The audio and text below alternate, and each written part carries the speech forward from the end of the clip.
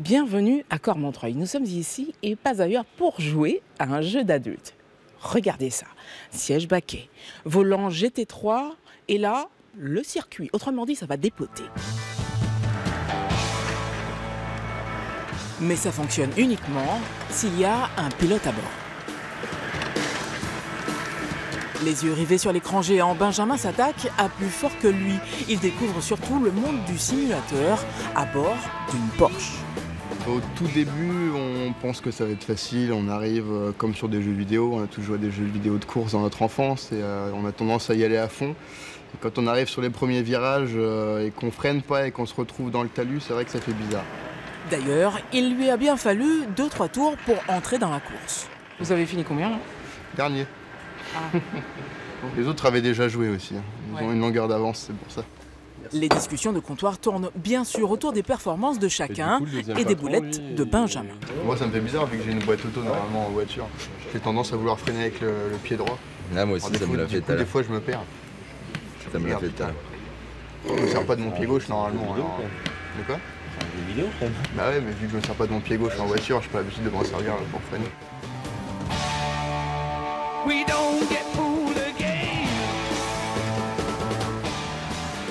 L'homme de tous les records ici, c'est le patron. Sa passion, le karting et les logiciels de jeu, c'est lui, informaticien, qui les a choisis et installés. Vous avez tout testé? À peu près, ouais. Ouais, donc, on est à 170 voitures, 75 circuits donc à explorer pour connaître toutes les ficelles du jeu. Et votre meilleur temps autour, c'est quoi? Moi, c'est mon jardin, c'est Spa-Francorchamps, je fais 1 minute 44. Mais la plus belle course qu'il ait faite, la plus compliquée aussi, est d'avoir relevé le défi de cette salle, lancé autour d'un verre entre potes. Ça a commencé en février, on a réfléchi au projet, trouvé les financements, ensuite on est passé à la partie travaux, on a tout fait avec mon associé, tous les deux. Peinture, électricité, sol et toute la partie informatique aussi, on a tout fait nous-mêmes. Au final, une réussite, puisque certains comme Kevin sont accros au concept, au point de venir y jouer 3 à 4 fois par semaine. Je suis déjà un gros fan de voitures, donc j'ai eu la chance de pouvoir en faire 2 ans avec une voiture que j'ai beaucoup appréciée. Et je retrouve à peu près les mêmes sensations que sur le circuit. Et quand Kevin parle de sensations, il ne dit pas tout. Bref, comment ça fonctionne? Vous avez des volants taille réelle, la reproduction de McLaren GT3. Sur le volant, vous avez la boîte de vitesse, vous passez les vitesses avec les palettes à l'arrière. À gauche, on descend les rapports, à droite, on les monte. La machine, elle est montée sur 3 vérins. Les vérins sont capables de reproduire les mouvements d'accélération, de freinage, de courbe, les aspérités sur la route et aussi le survirage des voitures.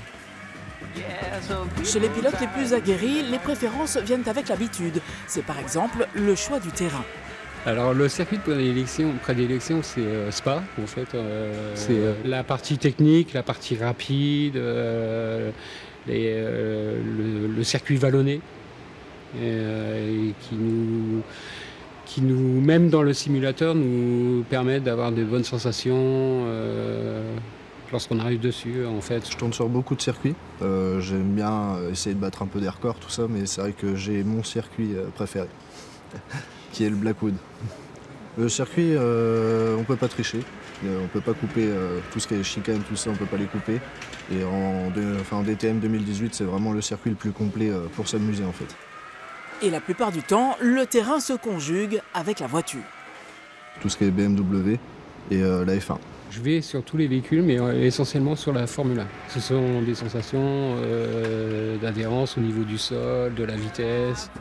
Pour ajouter du piment au plaisir, ils vont tous concourir à bord d'une Formule 1, catégorie d'ordinaire proscrite pour les débutants.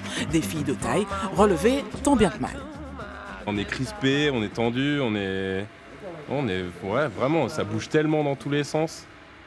Et puis en plus, on n'a pas l'habitude, enfin moi personnellement, passer les vitesses, donc faut avoir les yeux partout.